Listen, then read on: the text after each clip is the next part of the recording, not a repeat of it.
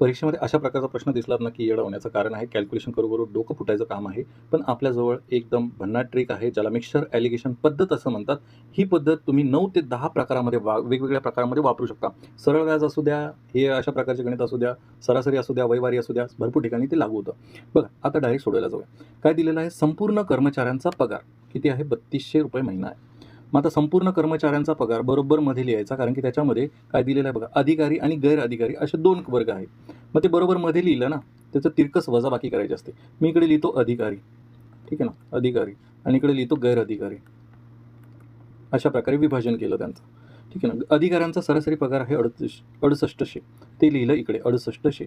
गैर अधिकाऱ्यांचा पगार मी इकडे लिहिला आहे ₹2000. ह्या मिक्सचर ॲलिगेशन पद्धतीमध्ये फक्त तिरकस वजाबाकी करायची असते.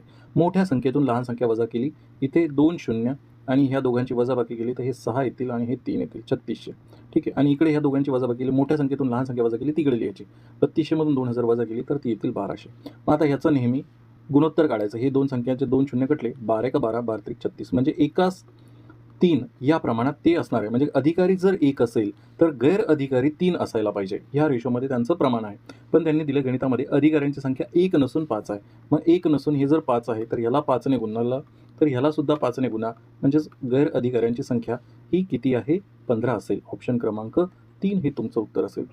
जर तुमचे काही गणिताचे प्रश्न असतील तर तुम्ही ह्या टेलिग्राम ग्रुपवरती बिंदास पाठवू शकता. आणि अशा भन्नाट जे मिक्सचर ॲलिगेशनच्या कन्सेप्ट आहे ते शिकण्यासाठी 129 नाही, काही दिवसांसाठी तुमच्यासाठी स्पेशल ऑफर ₹99 प्रति महिना ही ॲप तुम्ही डाउनलोड करू शकता. हा QR कोड जो आहे तो स्कॅन करा आणि आपल्याला नक्की कळवा. धन्यवाद.